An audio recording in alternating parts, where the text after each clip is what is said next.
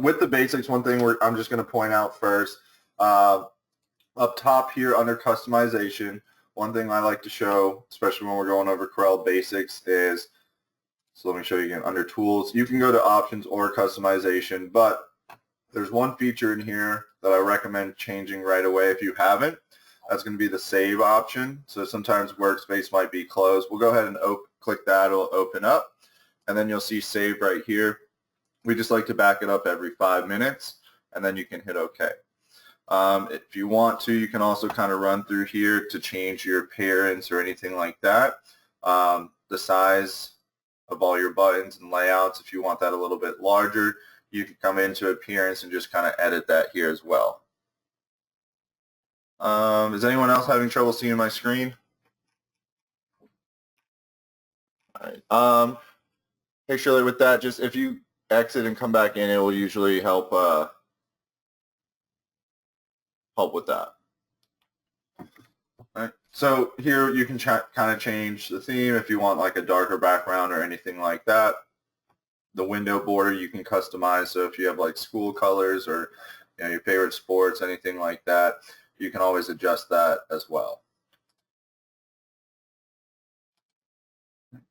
And then one other thing under general, usually what I like to change mine to is every time you open Corel, instead of seeing that like startup window, the welcome screen, I just hit start a new document. That'll just get you going, and you skip the main page that you have to pretty much open a document anyways. So I usually leave it on that, but otherwise those are pretty much the settings. You'll change right away, at least to help kind of the layout and structure of your Corel. All right, so we're going to just throw a couple different shapes in here, and I'll color coordinate them, or just color code them. And we'll kind of go through some of the different features when it comes to trimming or subtracting through any of those. So when we have our two items here, so you can see right now we have this bright pink that's layered on top of the blue. And we had this question the other week too, so I'll just show you as well here. Under macro manager, actually it'll be object manager. For those who want to see the layers this way, on page 1 you can see the different layers here. Usually for what we do with the simple vectors and stuff like that, you'll be able to kind of tell like this how the purple's right on top of the blue. But if you want to see it this way too, you can go to your object manager, and that will show you your different layers.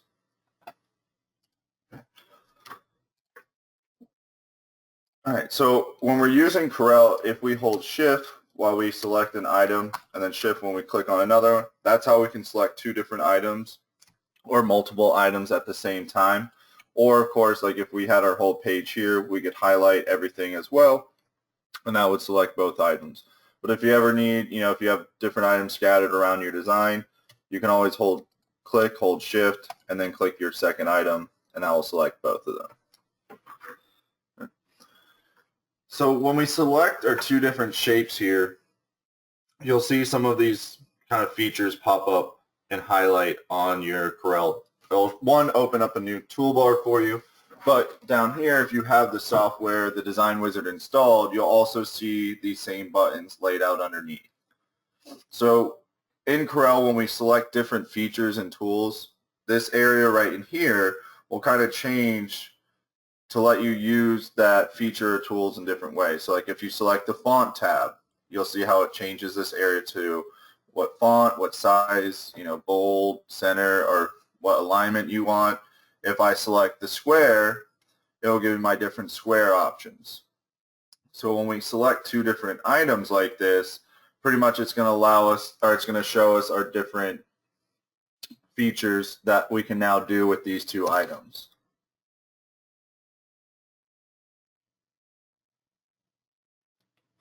All right, so up top, on the Corel toolbar, these items will all be there, always be there, but until we select both of them, it's not actually going to light up. So even though those buttons are there, if you deselect them, you'll notice how they're grayed out. So, and that goes with anything in Corel, like if you go to Object And if I go to shaping or anything like that, these are all your shaping tools, which we're about to go over. Those are the same buttons that when we highlight, you'll see the icons here, all match under shaping. They're all the same kind of layouts or buttons here. So if something's ever grayed out in Corel like this, it means that that function right now for what you have selected or that's on your page, you're not able to perform that tool. All right, so if I select both of these, now we'll go through these different functions here. So up top we have the weld. So the weld, sometimes weld and grouping will get kind of confused or mixed up. When we say we're welding something together, that means that we're taking these two objects and we're making it one. And once we weld this together, it's all going to be one object. So where the circle and square were overlapping, you'll see that they're just completely combined or, you know, welded together. So this was our original here. Now this is our weld. All right, so there's really only one way to go back at this point if we want to call it unwelding it, and that's simply hitting undo. So up top here you'll have the little arrow. You can go back before we perform the function, and that's pretty much how you're going to unweld something. So sometimes with, you know, when we say we group something, that's, you can right click. The shortcut is Control G. We also have a button on the software that will group it, but these are our grouping here, and then you also have this little button right here, which is your group objects button. So when we group something together, this is just pretty much like a temporary group. Like we don't necessarily always want it grouped together, but at this moment we do. So if I maybe wanted to add a contour around this, I'd have to group it first. If I just want to kind of be able to move it all at once, I might group it. But as soon as I'm done with that, I can come back, hit ungroup, and these are still their own separate objects. So that's the main difference between the group and unweld. The other times we want to make sure we weld something is anytime we're using like a script font. So let's just type out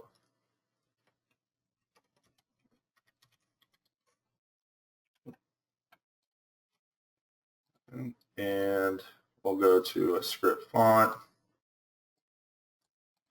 So when I have a font like this, sometimes what we'll also get confused with weld about is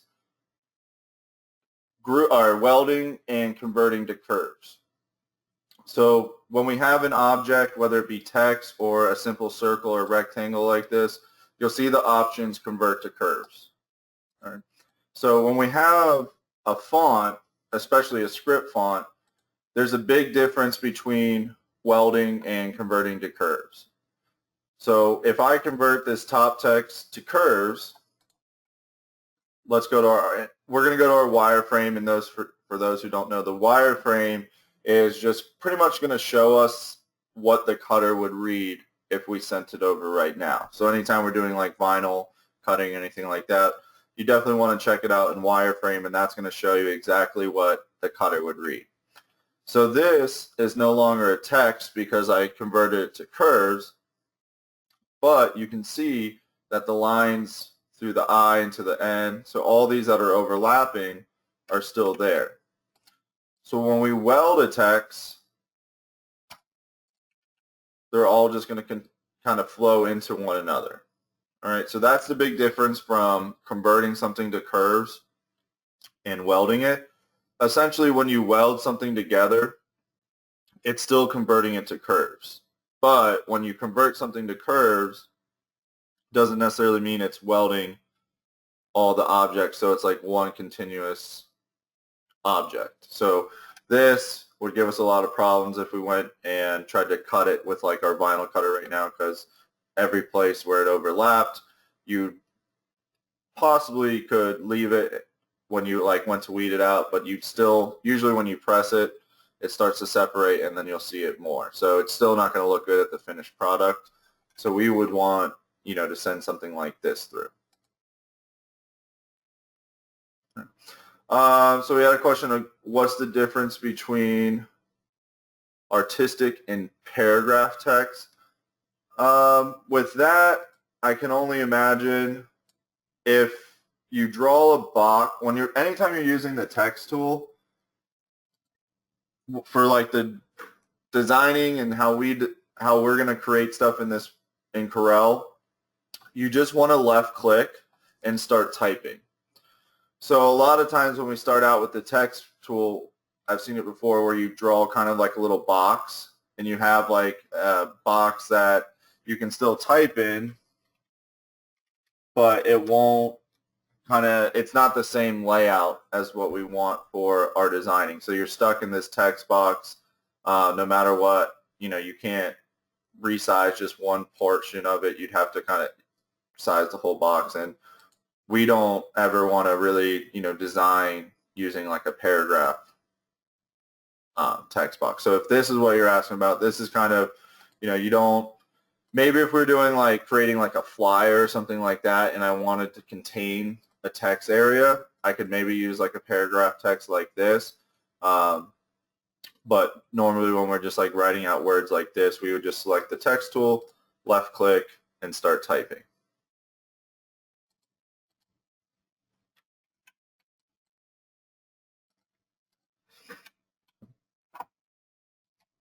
Yeah, so we see, that's a common mistake.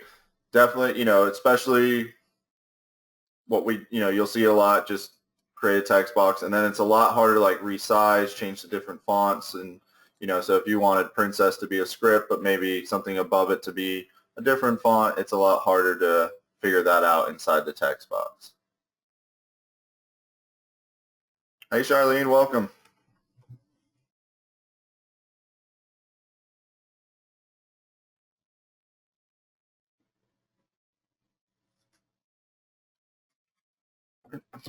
All right, so now let's get back to our top tools here. So we have our two objects here. We kind of went over weld. So now we kind of know the difference between like welding, converting to curves, and grouping. So those are the three that maybe kind of get mixed up a little bit. Next we have our trim option. So all trim, pretty much we have a couple different buttons up here that do very similar things. So we have the trim, and then two over, so not the intersect, but the next one is simplify. Those do very similar things. So if you select trim here, whatever layers on top will trim out the bottom area where it's overlapping. So if I move this circle now, you'll see in this area here, it's been trimmed out. Just a couple questions. Yes, this will be recorded, and you'll be able to access it later. Usually it takes about 24 hours to get up or less, but you'll be able to follow it along, from the start that way. No problem, guys.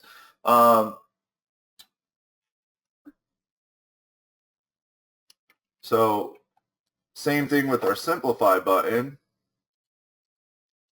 You'll notice how it pretty much does the same feature. So when you're working with a design like this, you can pretty much use, or like if you wanted to get rid of those overlapping pieces, the trim or simplify would work pretty much in the same way with this design.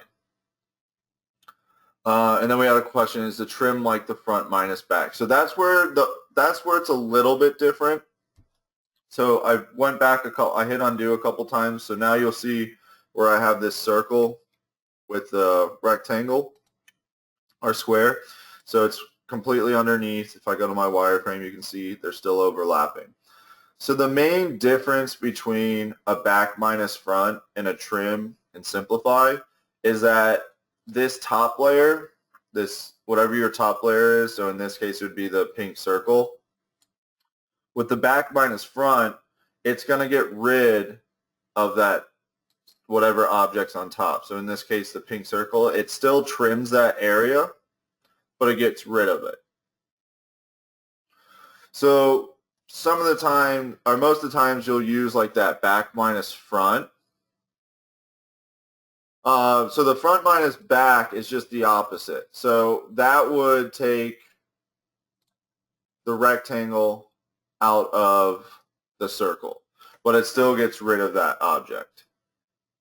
So we have back minus front and front minus back. Pretty much the same feature. The front minus back takes the back object and subtracts it through the front. The back minus front selects the front object and minuses it through the back.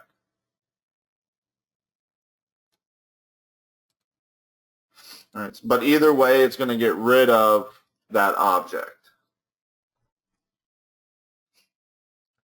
So the times that you'd probably use that tool the most is like if you had like a live template and maybe like you have a bar going through the top of it, and let's say it had some stars in it.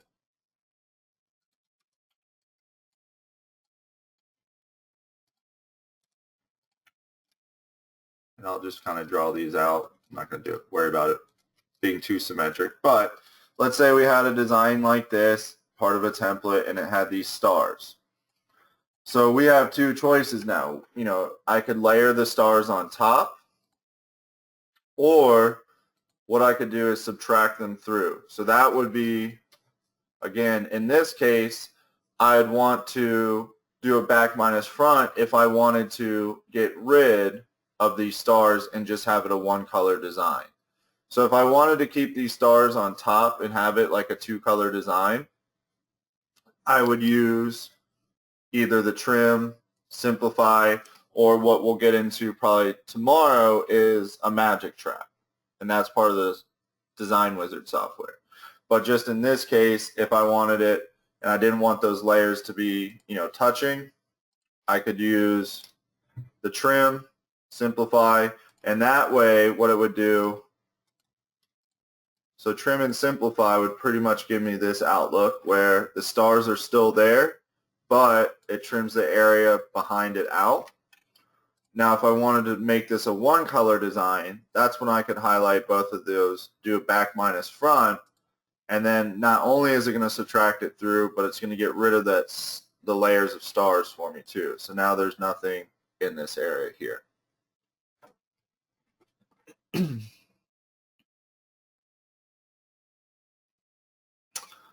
Is there a way to stop or block the ad I get each time from Corel down the right-hand bottom corner?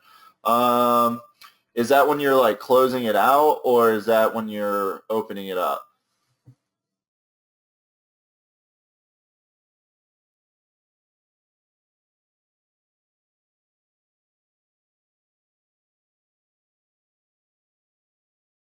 Opening it up. So the only way that might help with that is just under the customization, possibly under general, instead of the welcome screen. If you do start a new document, it could, let me know if that helps with it.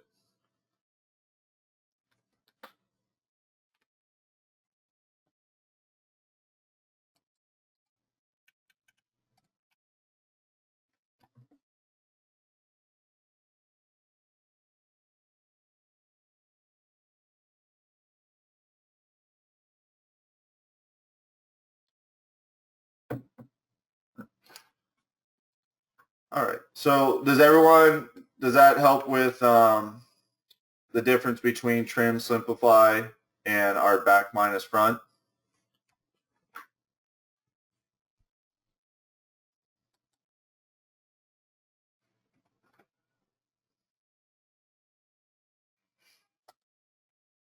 All right, cool.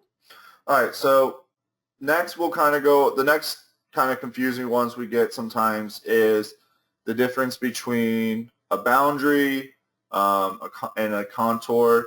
Some of those kind of get mixed up a little bit. So up top here, and the boundary or contour, you pretty much have one object selected, and it will highlight those two options for you. So on the TRW toolbar, you'll see the boundary option right here. So that's kind of like this double box. and then right next to it you have your contour tool. So you can still find these options under, I believe it's Object, Shaping. You'll find the boundary,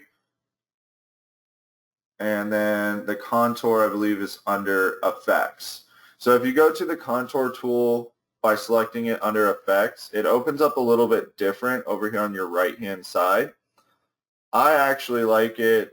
The reason I don't like it so much on the right-hand side is you kind of have to fill everything out first and then hit Apply, and then that will kind of add it that way. So even if you change the settings here, you still have to hit Apply, and that will edit the settings again. So when I use a contour, I kind of prefer to get rid of that. Use our contour setting, our contour tool right here, and that's going to open it right up here on the top toolbar. And the moment you adjust something with your contour, it affects it right there. So you don't have to sit there, change it, hit apply, sit there, change it, hit apply. As you adjust this number, you'll see how it makes the contour smaller. If I adjust it more, it'll make it larger just like that. So the main difference between a contour and a boundary is the boundary is just going to be a kind of one-time click, and you're not going to be able to adjust the boundary or anything like that. So if I select these two objects here and I click the boundary tool, that just created a boundary around both of those objects. Right, so instead of like finding the boundary of the circle and the square, it just takes that and makes it one solid piece. Now the contour, if you try to add a contour to both of these objects here, it's not going to show up because the contour is looking for just one object to be able to add the contour tool. So if you ever have multiple objects and you want to add a contour to both, you actually have to group those together first, and then you can add your contour. So when it comes to shapes and stuff like that, you'll just, the boundary is just a single. It's not going to be able to go larger or smaller than the objects you have selected. The contour, you're able to adjust to the outside, the inside, any way you want. Now again, if it's a multiple objects, you'll need to group them together, but otherwise that's going to be kind of the difference in our contour. Also, when it comes to text and stuff like that, let's see, that's already been converted, so write out the word Eagles.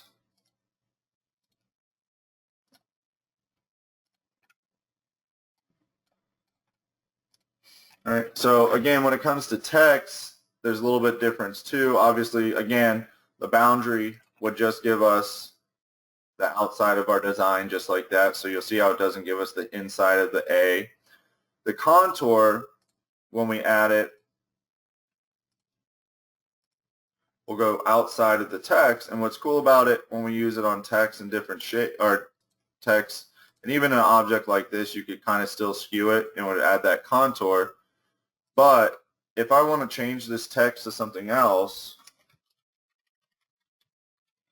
once I stop typing, it's still going to have our contour updated to our new letters or, word, everything like that. So contour, until we break it apart, will follow the shape or text or whatever our object is.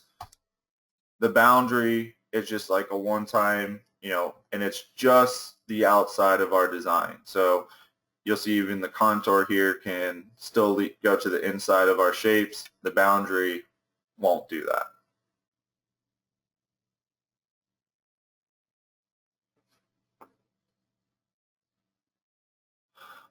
And why would you need to break it apart? So one of the questions is why we would need to break our contours apart.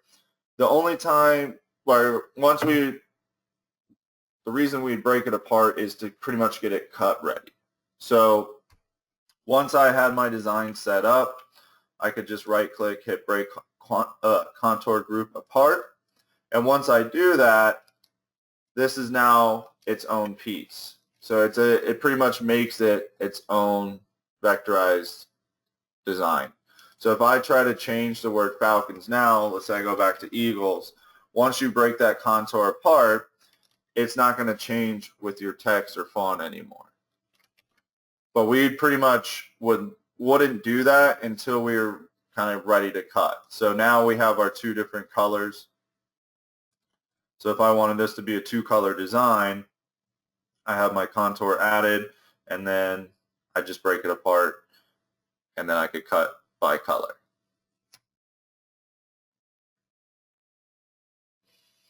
And before, most cutters with text would still want you to convert, because right now I can still text or change my text to say, go back to eagles. So most of the cutters, in order to read like a text or font, you have to convert it to curves or weld it. So in this case, the word falcons for our, the red part of our design here, it doesn't have any overlapping characters like the word princess did here. So in this case, falcons, I could actually right click, convert to curves. And by doing this, this takes it from like a font or a text and creates it into a vector or, a cuttable design now. So once you convert something to curves, especially like a font, you can't go back and change this to eagles or anything like that now. So when you double click on it at this point, all you're going to see is those blue dots, and that's going to be our nodes. So I can kind of, if I wanted to bring the F way out here, I could now do that because I converted this font to an object. So this one up top hasn't been converted yet, so I can click into it and change it.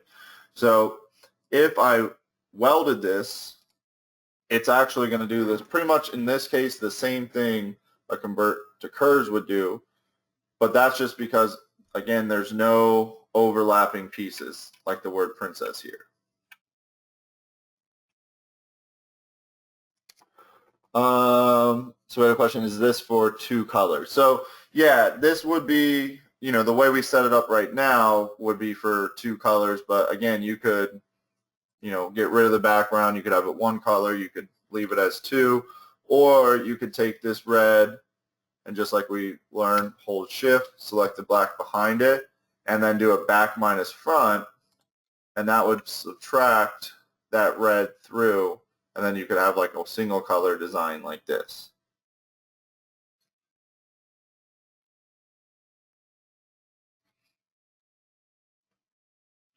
All right, so we had a question about where the break apart was, so I'm going to add a contour around the falcons again here. So if you click to break the contour apart from the text itself, you're going to actually have to right click on the black outline of this on the actual contour itself. So if you right click the red, you're not going to see like a break apart, or if you do, it's going to be grayed out like this. Here, you're going to right click and you'll see the break contour group apart, Control K. But again, you have to have that right, you have to kind of have that contour selected, and you're selecting that by right clicking that over the red. And then we also had a question about adjusting the color and size of the contour. So once you click on the contour option itself, all your options are going to be kind of listed on this top toolbar. So if you want to make it an inside, you can switch it to inside. You have your outside. For what we do, we usually keep the contour steps to 1, but if you wanted additional ones, you could keep, for different looks. This would be very hard for vinyl, so we don't typically use too many steps in there, but that will add a contour or additional steps on the contour. And then here's your offset. So this controls how large that contour gets.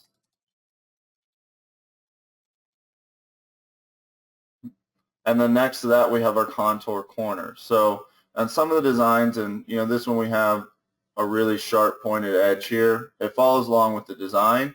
Sometimes you might have like a weird shape or just with certain fonts, like rough fonts, when you add a contour, it could have like parts going way out.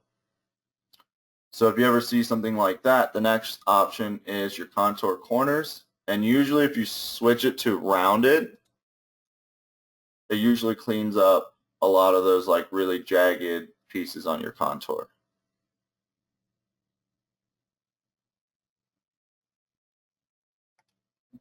And then next we have, usually you don't have to mess around with the contour colors or the outline color. The next one's going to be your fill, and you have kind of this color wheel. You have different options up top here how to adjust your color scheme. I kind of leave it on the middle option here, and you can left click and just drag your mouse around, and wherever, if you want to change it to like a blue, bright blue, darker blue, you can come down here and you kind of adjust that just by left clicking and holding and just dragging that wherever you want.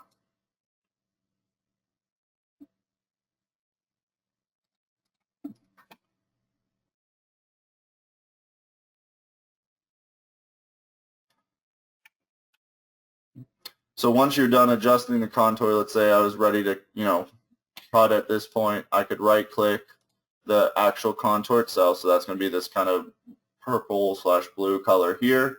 So we're going to right click, hit break apart. Now when I do that, this piece behind it is a solid contour. So it's a solid piece. So nothing's been like trimmed out of it or anything like that. How are the contours done on the white decals? Charlie, I'm not sure what you mean by that.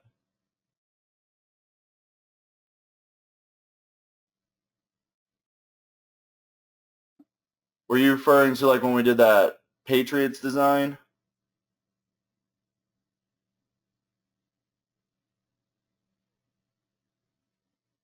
With the mascot head, possibly?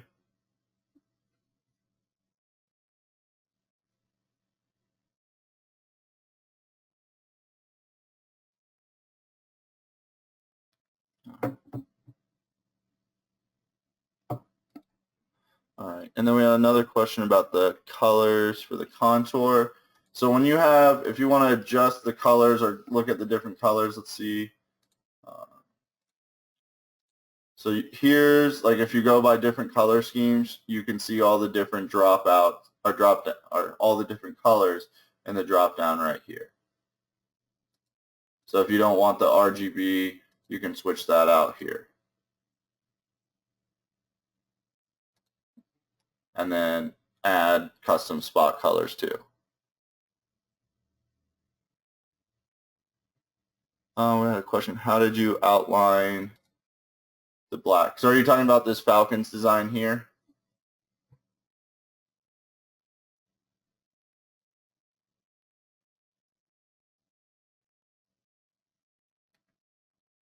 So with this design here, what we did is that's when we subtracted through the design. So let's make this black just so it looks, break this contour apart. Change this to red, and then I'll change my outline to black. So to get this look here, obviously this contour is a little bit bigger than this one was, but we broke it apart using the right click, hit break apart, and then this layer on top, we selected both of these layers. So I selected the red, I'm holding shift, I'm left clicking the black behind it, and then that's when we did the back minus front. And that just subtracts that red layer through the black. So at this point, I'm going to put this box behind it. Whatever color our box was, that would show through in that area. So that's all this was up there.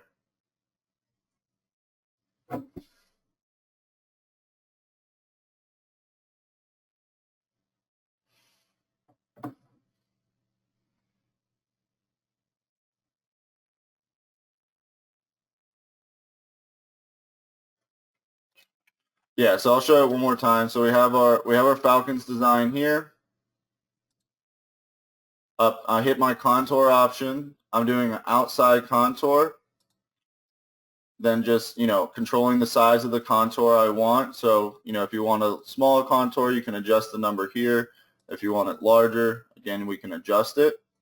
The corners, again, if we want to change the looks of the corners. I usually like the rounded look a little bit better, but it's all preference. And then again, you can adjust your color scheme if you want to adjust your contour color now. Again, this can be changed, so it's not that big of a deal. But when it's on the contour itself, to change the contour color, this is the way you have to do it. Okay, so if you click on the contour itself, so if I select the black contour and I change this to green or this blue, it's going to change the inside fill. So the only way to adjust the color on the outside is coming up top here and adjusting the fill color. But once we have that set up, let's say if we wanted to get this cut ready, that's when we would come in here, right-click the contour, so kind of that brownish, grayish, or the dark color on the outside. We're going to select Break Contour Group Apart, and that makes this two objects now. So we have our top with the falcons, and then the contour underneath, which is now broken apart, which makes it its own solid object. And then we were just kind of showing different ways that you could finish off your design. So you could leave it as a two color like this, or what we did was the back minus front, and that takes this top layer of the falcon, subtracts it through the back, so now it's just a one color design. So whatever background color you had, whether it be on a t-shirt, a card, laptop, that would show through there. So you could still change this to white, you could change it to black, red, whatever color you want, but this inside would just strictly be whatever color your background was.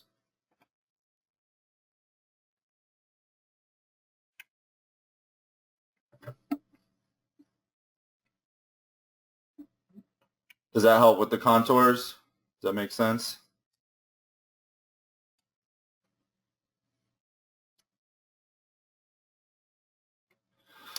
Yeah, so we had a question, if we just trim that, you'd still have two colors. Correct. That's exactly right. So if you trimmed or simplified these two, what it would do would still give you both of these layers, but it would cut through the back. So trim or simplify still gives you these two layers. Now that's where it matters though what type of finished product you're going to use. Because right now, the problem with the trim and simplify when we're trying to get it ready to cut for layers, or if we have a product that we can layer right on top of each other, like let's say Easy Weed or a decal material, we don't necessarily need to, and we want to keep it two colors, like our example in this Falcons here with the blue and black. We wouldn't really need to use the trim or simplify or back minus front. We could just leave it as the background being a solid object. So like it is here, because those can be layered right on top of each other, and we don't have to worry about it being, because the vinyl itself can be layered, we don't have to worry about trimming or simplifying anything like that. Now if we have, let's say it's a material that can't be layered, the issue with the trim or simplify is, yes, it cuts the bottom piece out, so there's no longer any layers, but when we go to put these two pieces together, whether it be pressing or with a decal, if we mess up at all, that's where you see little stuff like this where the t-shirt would kind of show through in some of the areas. Or with vinyl, it might shrink a little bit, so all of a sudden it doesn't line up like it's supposed to. So that's, we'll get into that tomorrow, but that's when we'd actually use the magic trap instead, and that kind of does both of this, but gives us an overlap so we don't ever see like the t-shirt or background color showing through.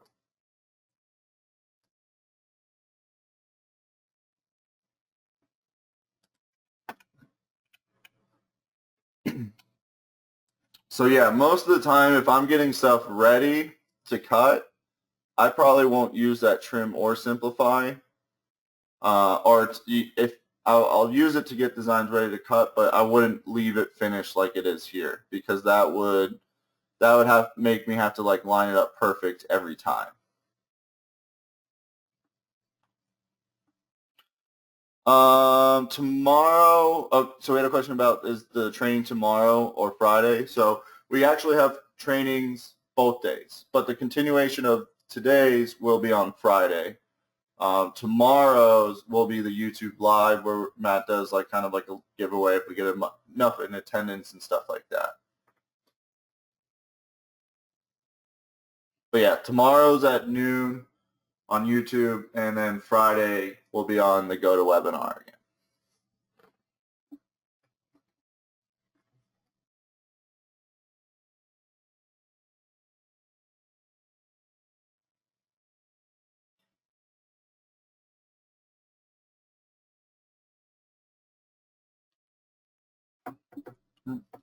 Friday's 1 o'clock, yeah, and then Thursday's 12. All right, so that kind of goes through our top features here. So we had the weld, the trim. We didn't go through the intersect, so we'll show you that one real quick too. So the big thing with the intersect is, say I just have a square like this, and let's make a couple different stars.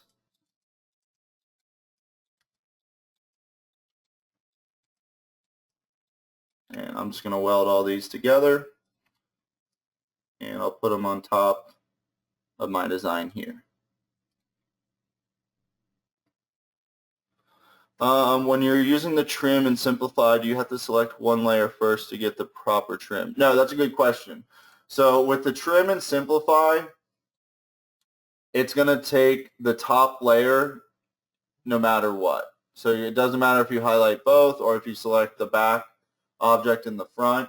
It's always going to take the top layer through the bottom layer. So if I just highlight both of these here and hit trim, it's automatically going to trim the stars through the rectangle like that, because the stars are on top of our square. Right. So the only time where it would make a difference is when you're using the front or back minus front. So back minus front takes the top objects through the back, and then the front minus back would do the opposite. So that's the only time.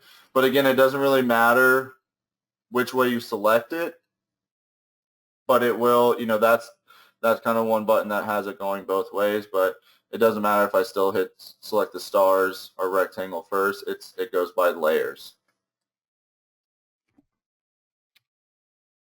All right, so what the intersect tool is going to do for us is, with two objects like this, if I hit intersect, any area where these stars were intersecting with our rectangle, it will leave another object behind. So we have our two layers here. We have our star and then our rectangle shape behind. The intersect, when we select that option, is actually going to create a third layer for us. And that's going to go in between our stars and our rectangle behind it. So if I move these stars over now, wherever these stars were intersecting with our rectangle, it's going to it's going to kind of leave those, it's going to create another object just like that. So we still have our original, but it creates this, and this is only going to capture, so you can notice how half of the stars were hanging off. It won't capture those because it's only going off of the object that's behind it.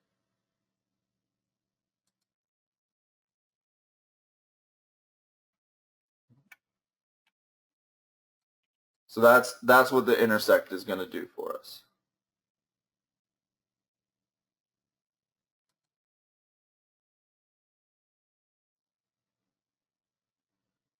So we had a question. So it doesn't cut it out. No, it does not cut it out. It just creates a layer on top. So nothing, if I move these away, nothing's cut out right now. And sometimes it actually gets a little bit tricky if if you try to cut this out because of the top layers here. Sometimes if I wanted to like cut these stars out now, copy. So I'll do a back minus front. Well, in that case, it worked pretty well. But sometimes you might get a lot of like bad nodes at the bottom here. These ones actually came out pretty good.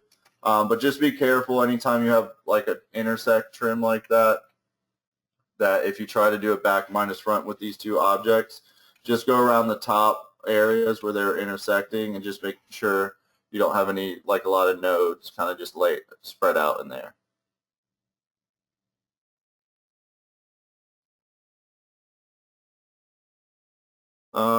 When would you use the intersection?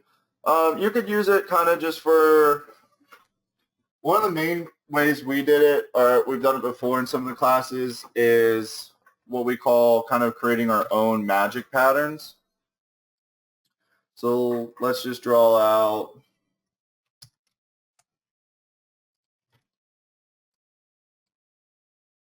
actually, let's do B.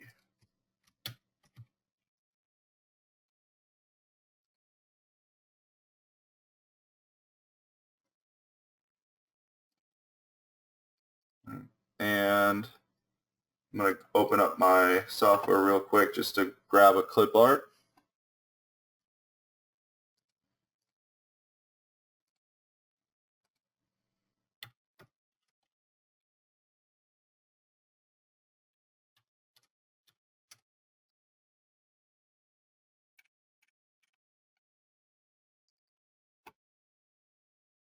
All right. So let's say we had like an athletic, like we had like a high school design or something like that, the Bulldogs. And I have this layer on top. Well, I don't want or necessarily need all these pieces are going around or the outside of it. So this is kind of one of those times where I could select both of these pieces, do an intersect, move my original. So sometimes it might look like this too before you saw the outline of the stars. But because I didn't have an outline around this bulldog, it's not showing an outline around it here. But you can click on the original B just kind of away from everything else. If I make it blue now, you'll see where it left behind our bulldog intersect.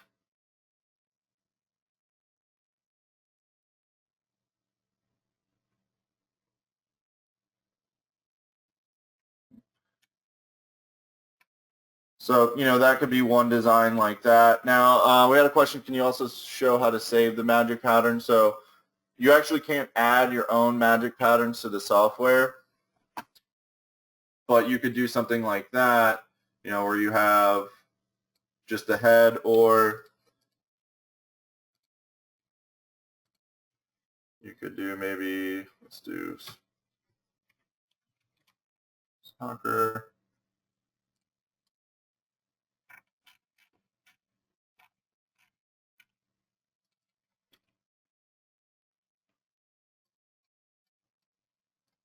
And this is kind of like creating your own pattern. So I'm just kind of making it some different soccer balls like this. Just kind of laying them out.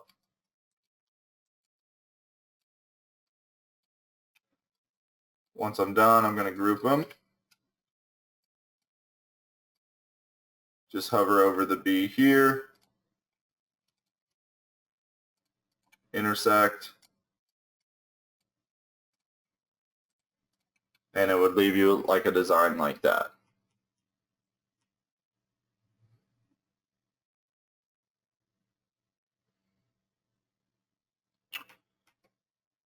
Yeah, so this is layered on top of the B right now. So until I either like subtracted this through or I just kept it, as is, this would be a two-color design. So the soccer balls would be 1 and the letter B would be 2. So once I create it, I can only send it to print but not save. So if you're trying to create your own like patterns, you could technically save like this right here as a soccer ball pattern, but it's not going to install into the software section of the magic patterns. But any like layout like you have here, like we've done some with like different sports all together, but anytime you like create a pattern like you see here, you could always just save it as just, in anywhere in your files or your documents of soccer ball pattern or soccer ball layout or anything like that.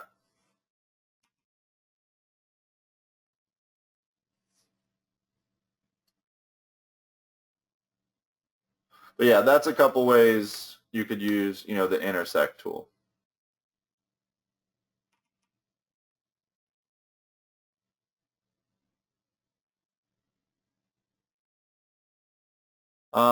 So we have a question: when using the intersect tool with interlocking letters, does it matter the order you select the layers, and how do you know which layer is being intersected?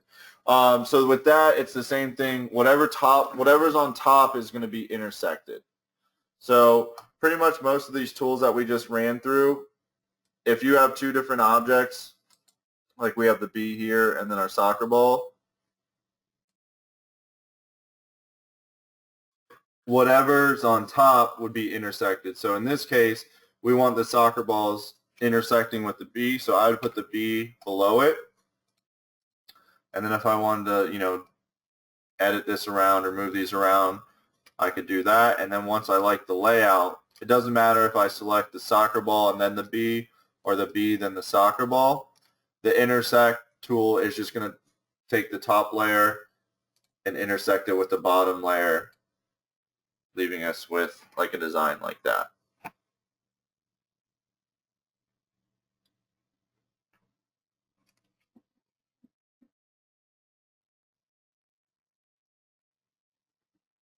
I tried to purchase more magic patterns but couldn't find them on the website. Maria, just remind me at the end and I can show you where to find those on the site. So then we had another question, so I would import it and then I could send it to the cutter. Well, yeah, so what I was saying about saving like the soccer balls here, you would always, you wouldn't just import this and then send it to the cutter. You would hopefully have like an object that you'd want to add this pattern to. So if you're doing like a whole layout with, or needed a soccer pattern, you could bring it in, intersect it with the top layer, and then, once you finish that, you could send it to the cutter. But saving like a pattern like this, you could use it at any time in the future. So that's why we would kind of save that. But it doesn't have anything to do with like input, like getting it cut ready or anything like that. It's just how we would save a design or a layout like the soccer balls.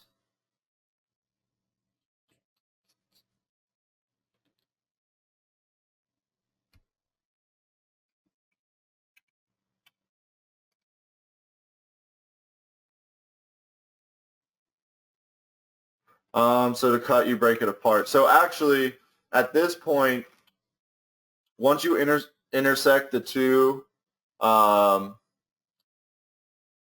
once you intersect the two, the soccer ball with the letter B, it's already pretty much cut ready. So the only thing we'd have to change is I don't think right now this B itself is still a font, because when I click into it, I can still change the letter.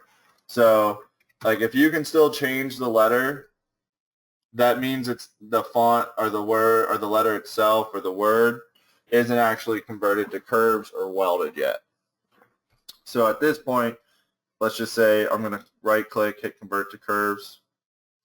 Now both of these objects are ready to cut. So this would be one layer here, and then this would be my second layer here. So I wouldn't have to like break anything apart with the intersect. It's already separated into the layers it needs to be.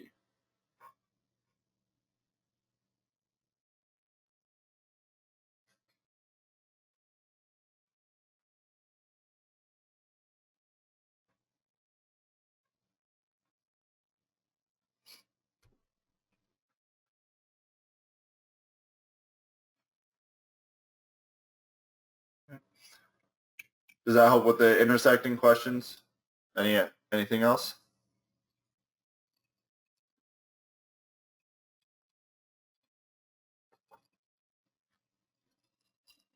All right.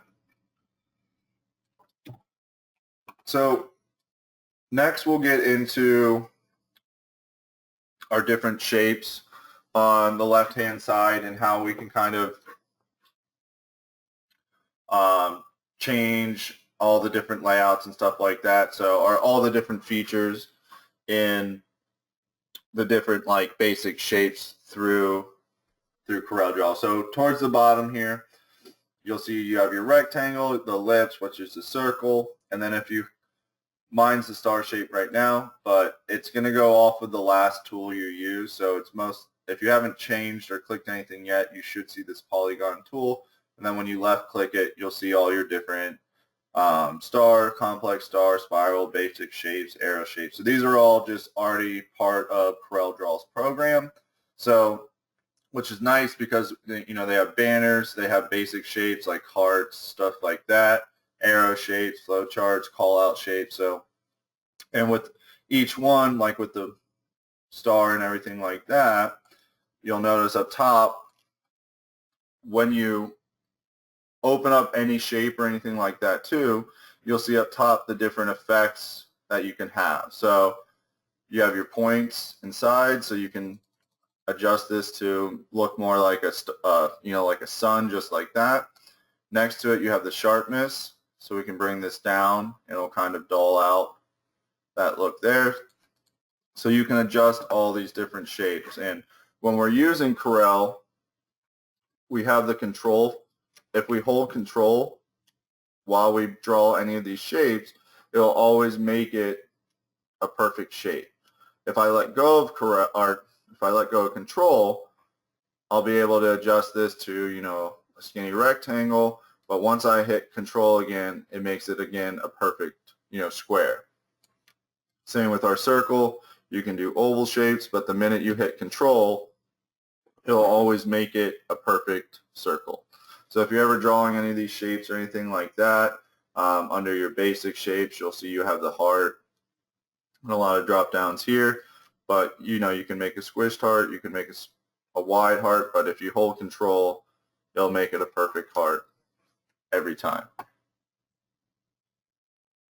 So we have a question going back to the soccer ball with the bees. If the bee is glitter, would I have to cut that portion of the ball?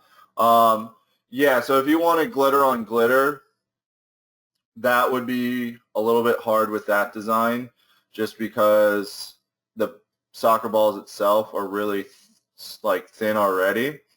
So what I would probably do is make the bee itself like an easy weed color, and then you can actually layer like glitter, like a glitter black soccer ball on top of it, or a different, kind of a contrasting color, whatever your bottom color would have to be.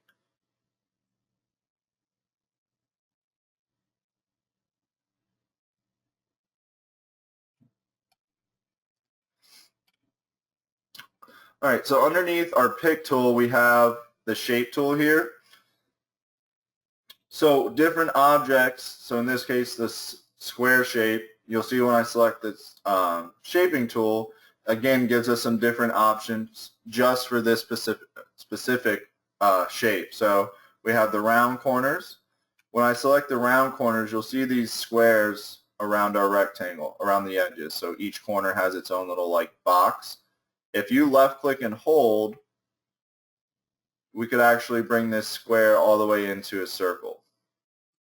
So as I go closer back to the edge, you'll see how those corners get more rounded.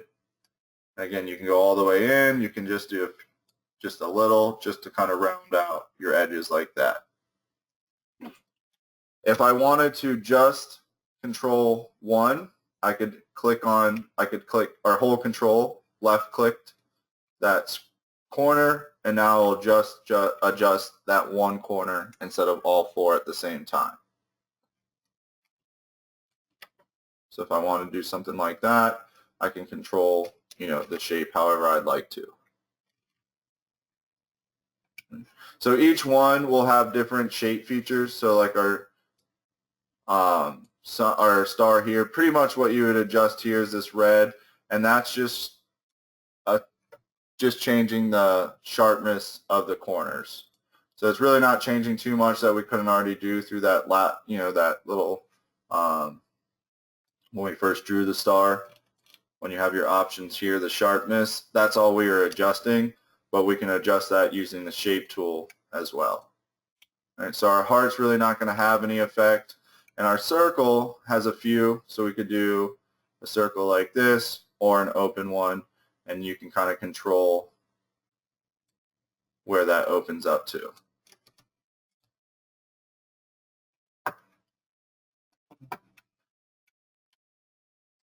So underneath shape, we have some other tools as well. So we have the smooth.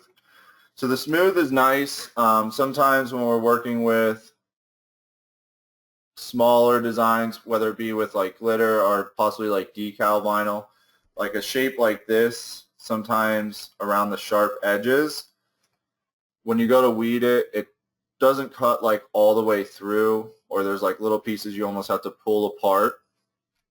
By kind of smoothing these edges out a little bit, it helps with the weeding process. So if I left click my design, you can see how now I've selected it.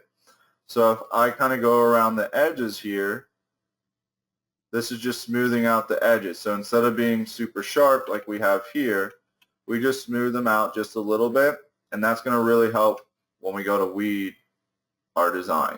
We're going to get less of those little pieces that are kind of manually pulling apart.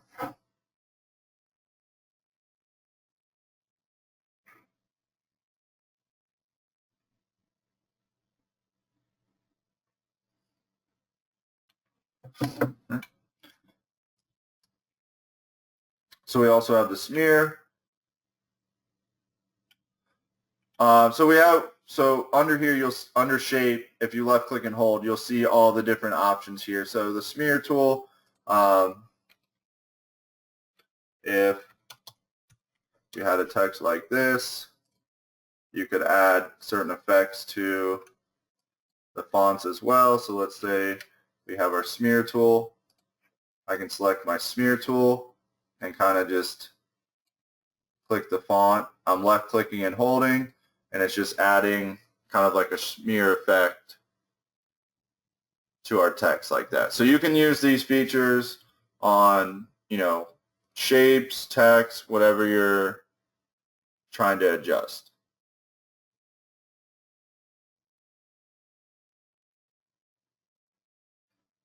Can you show again how you made the square curved? Yeah. So anytime you're using like a square shape, up top here under the shape tool, if you select the square and then the shape tool, you have these different corners up top. So I selected the round corner, and then you're just going to left click any corner. If you left click it and just kind of pull in, it'll adjust all four corners. If you hold control in a certain corner, it will just adjust that singular corner instead of all four.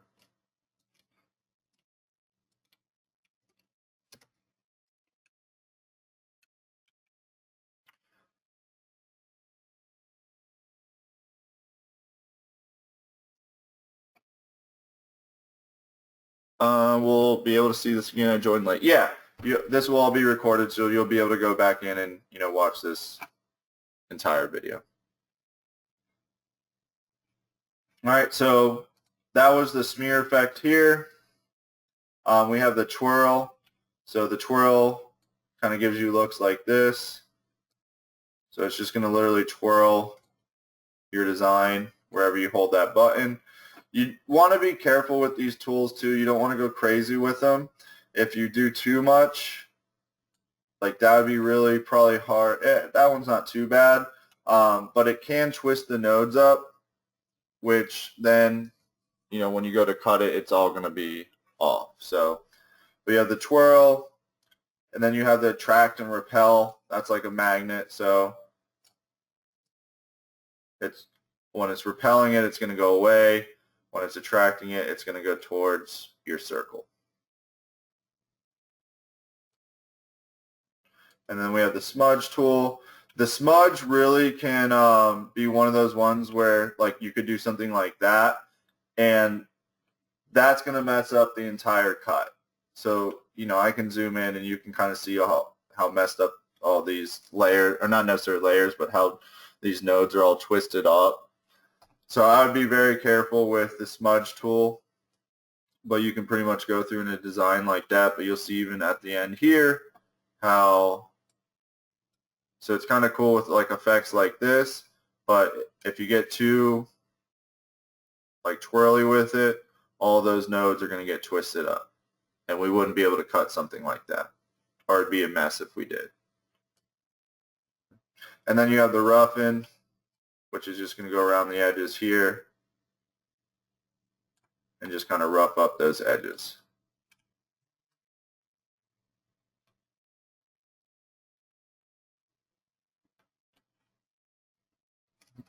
So all these features can be used just, you know, to change your design look depending on what you're going for and stuff like that. We'll definitely use more tools than others, like the shape tool itself we'll use a lot. The smooth and probably the smear will be like the top three.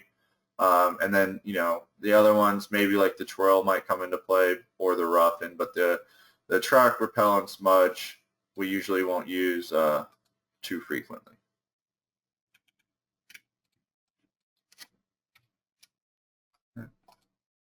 All right, so that's a good place to stop today with just Corel basics. I think Friday, both of these were kind of scheduled for about an hour. I think on Friday I'm gonna push it to closer to 2 hours, just like the last trainings were, just because there's still a lot to go through. So Friday, for anyone that's going to come to that one too, just anticipate it being probably closer to 1 to 3 rather than 1 to 2 like it was originally scheduled.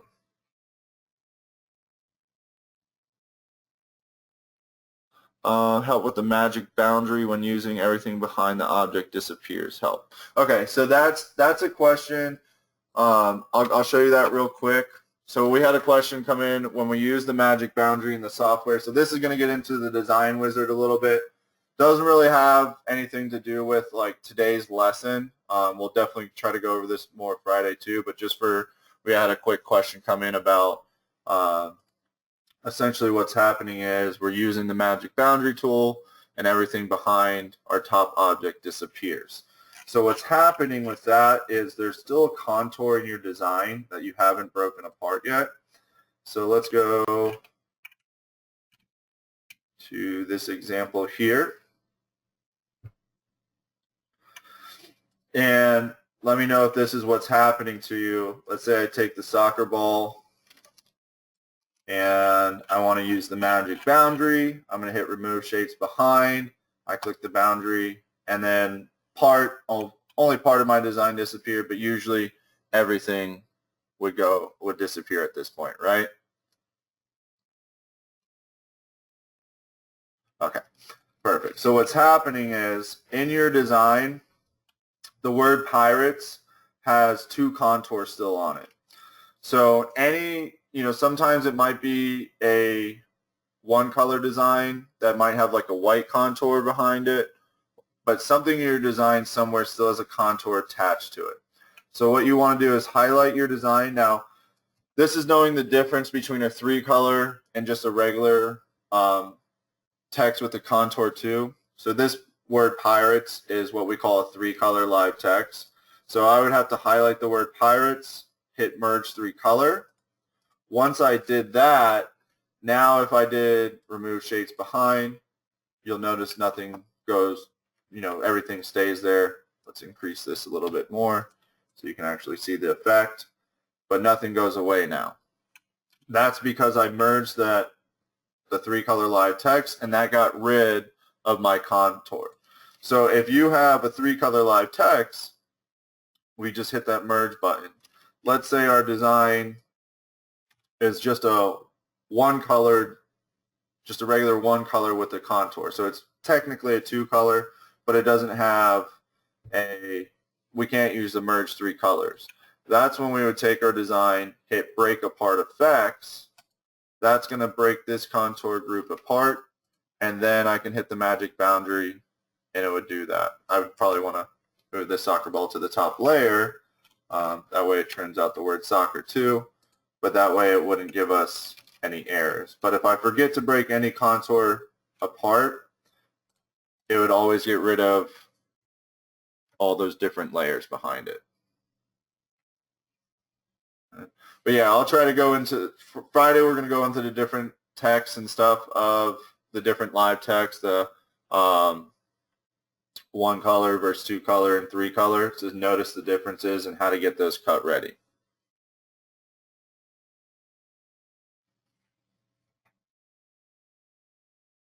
Alright guys, well thank you so much. I'll have this video, hopefully I can get this video up actually by today since it's only 2.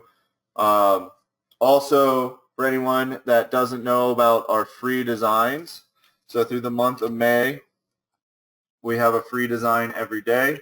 So if you go to our featured up top here, select design a day giveaway, we have our new 2 free designs for the day.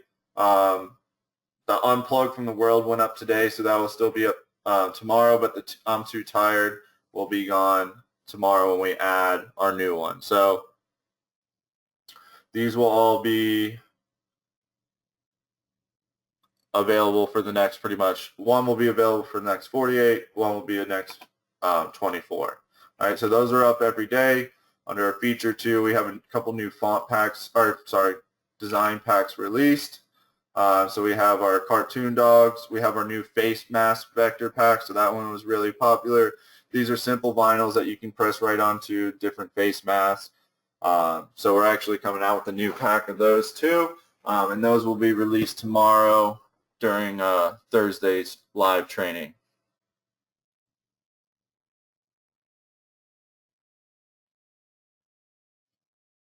Charlene, did you get to pick? I didn't, but I'll look right after this webinar. Did you send it to info, or did you send it to? Okay, I'll check right after this. Ask Alex. All right, perfect. How do you get the ones you missed? So the design a day, if that's what you're referring to, Ken, those are gone after the 48 hours. They're just available to purchase. They're usually around like $3 to $8 depending on the design. So you want to check back here daily to get the new updated one.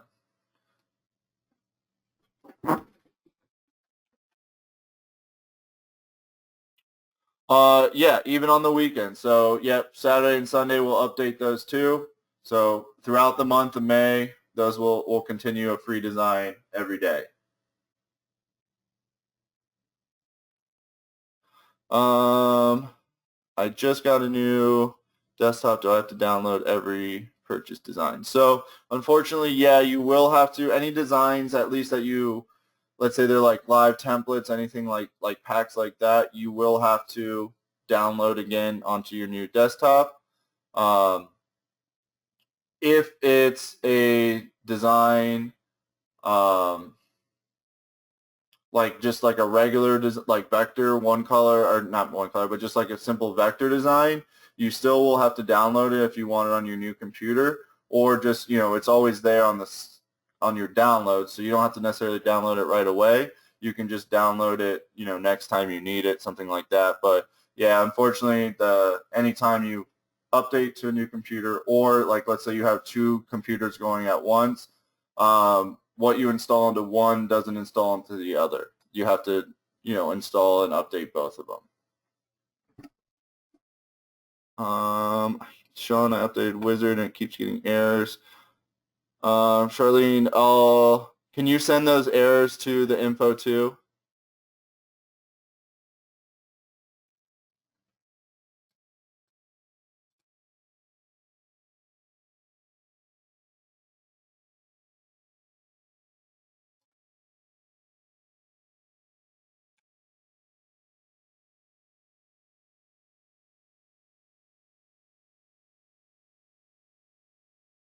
We'll have to reinstall to get the errors.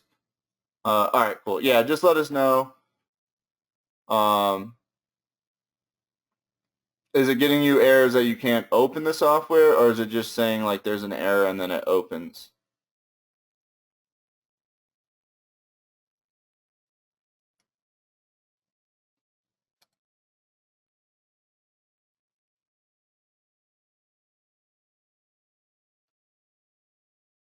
Okay, when installing, it says stops and can't complete. All right, let me write that down.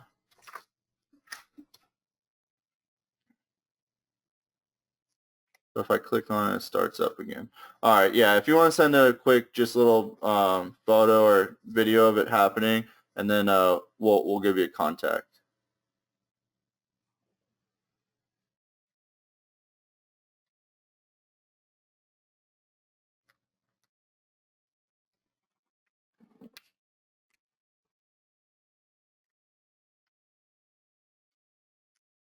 All right. All right, guys. Well, thank you so much, and I'll see you guys Friday. And again, we're gonna make that probably 2 hours or closer to 2 hours on Friday. But don't forget, tomorrow we have the free YouTube training, and that starts at 12 p.m. Eastern time. And then you can get just if you go to our YouTube page, you can set your reminder that way. It'll be one of the first videos there. All right, guys. Thanks.